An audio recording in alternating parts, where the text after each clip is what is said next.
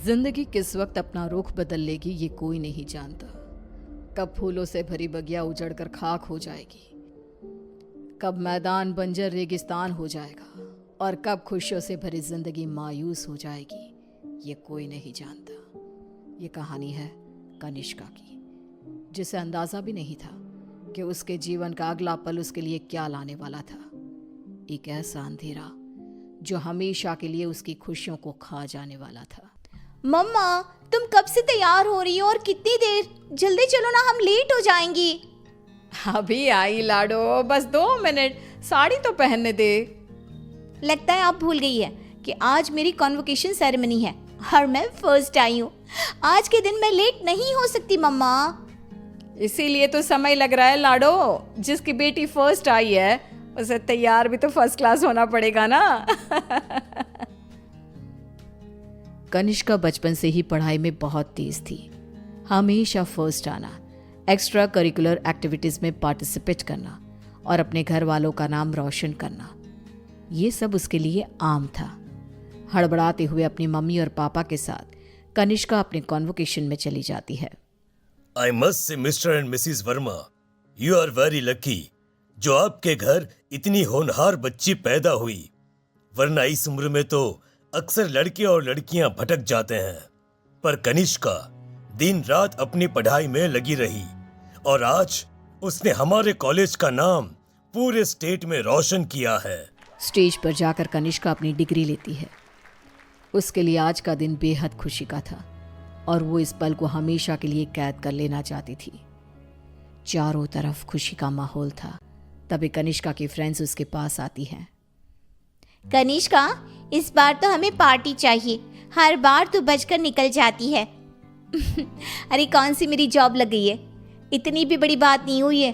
अब बस London university में मेरा एडमिशन हो जाए तब पार्टी पक्की। तुम लोग कनिष्का की बातें तो रहने ही दो, मैं दूंगी पार्टी।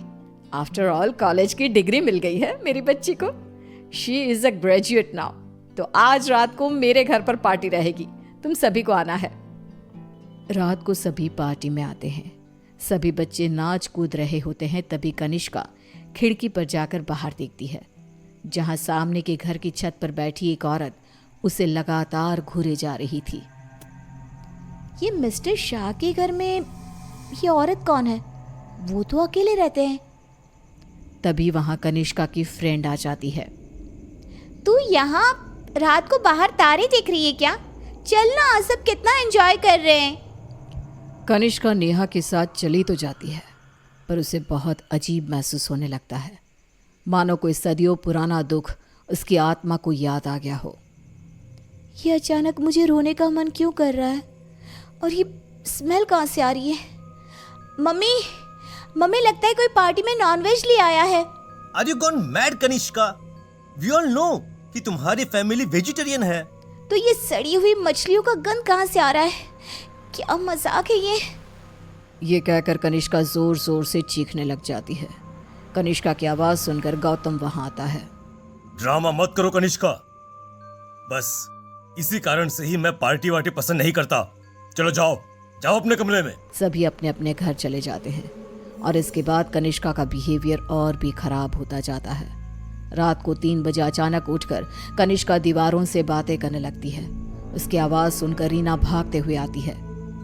अरे बेटा, इतनी रात को तुम यहाँ पर क्या कर रही हो? और दीवार को देखकर किससे बात कर रही हो लाडो? कोई नहीं है यहाँ। रीना कनिष्का को सीने से लगा लेती है। कनिष्का का शरीर बहुत गर्म था।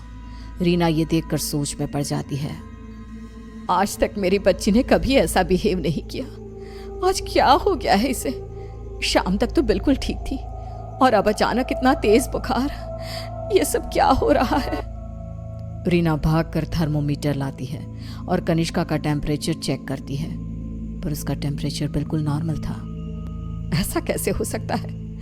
ये सब क्या हो रहा है? अचानक मेरी बेटी को किसकी नजर लग गई? रीना अपनी बेटी के साथ ही सो जाती है और अगली सुबह डॉक्टर को बुलाती है, पर डॉक्टर के टेस्ट के बाद भी सब कुछ नॉर्मल ही निकलता है। अब ये क्या नया लफड़ा आ गया है? एक और नया खर्चा। ये क्या कह रहे हैं आप? जब तक कनिष्का टॉपर थी तब तक आपकी बेटी थी और आज बेचारी बच्ची तकलीफ में है तो ये सब कहने लगे आप। रीना और गौतम में बहस हो जाती है। गुस्से में गौतम घर से बाहर निकलता है, जहां उसे पता चलता है कि मिस्टर शाह अब नहीं रहे। वो घर आकर कनिष्का के पास बैठी रीना को इस बात की खबर देते हैं, जिसे सुनते ही अब तक सोई कनिष्का अचानक मुस्कुराने लगती है और भागती हुई अपनी अलमारी खोलती है और सारे सामान को बाहर बिखेर देती है। क्या ढूंढ रही है बेटा, मुझे बता लाडो। इतने में कनिष्का के हाथ कैंची लग जाती है, जिसे लेकर वो अपने सर के सारे बाल काटने लगती है। मिल गया मम्मा, मिल गया। ये क्या किया तूने? अरे क्या हुआ है लाडो तुझे? मुझे पता, तूने कल से कुछ खाया भी नहीं। कुछ खा ले बेटा, कमजोर हो जाएगी। पेट भर गया है। कितनी उल्टियां भी की मैंने, पूरे के पूरे शाह को खाकर बैठा हूं मैं। खाकर बैठा हूँ? ये सब क्या कह रही है तू? बाथरूम में जाकर देख ले। रीना बाथरूम में जाती है, जहां बेसिन में नीले रंग की उल्टी थी, जिसमें मांस के टुकड़े थे, जिसे देखकर रीना को भी उल्टी आने लगती है। वो भागकर वापस कनिष्का के कमरे में आती है। सुनिए जी, हमें जल्द से जल्द कनिष्का को किसी पंडित जी के पास ले जाना होगा।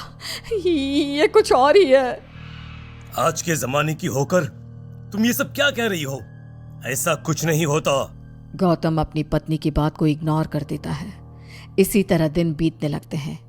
भूखी रहने के कारण अब कनिष्का के शरीर की हड्डियां भी दिखने लगती है। उसकी आंखों के नीचे काले गड्ढे आ चुके थे। अब मैं किसी की नहीं सुनूंगी, बहुत हुआ। रीना अपनी जान पहचान के एक पंडित जी को अपने घर पर लेकर आती है, जो कनिष्का की हालत देखकर ही समझ जाते हैं। बच्ची की हालत बहुत खराब है, इसे मैं नहीं संभाल पाऊंगा। ये मेरे गुरुजी ही कर सकते हैं, जो कुछ ही दिन पहले साधना के लिए हिमालय जा चुके हैं। रीना हर तरफ हाथ पैर मारती है कि कहीं कोई रास्ता दिख जाए। फिर उसे घोस्ट कैचर के बारे में पता चलता है। डूबते को तिनकी का सहारा समझ रीना उनकी टीम को भी अपने घर पर बुला लेती है और वो लोग कनिष्का से पूछताछ शुरू कर देते हैं। क्या आई हो तुम और कौन हो? कितनों के नाम बताऊं? मतलब तुम एक से ज्यादा हो, एक से ज्यादा हो इस लड़की के शरीर में। बताओ बताओ कितने हो? हम 42 प्रेत हैं। कनिष्का की बात सुन वहां मौजूद सब लोग हैरान रह जाते हैं। उसके शरीर में बसे इन प्रेतों को निकालना अब किसी के बस में नहीं रह गया था। उसी शाम कनिष्का की मृत्यु हो जाती है, जिसका सदमा रीना बर्दाश्त नहीं कर पाती और सब कुछ छोड़ अपनी बेटी के साथ हुए इस हादसे के पीछे की वजह का पता लगाने निकल पड़ती है।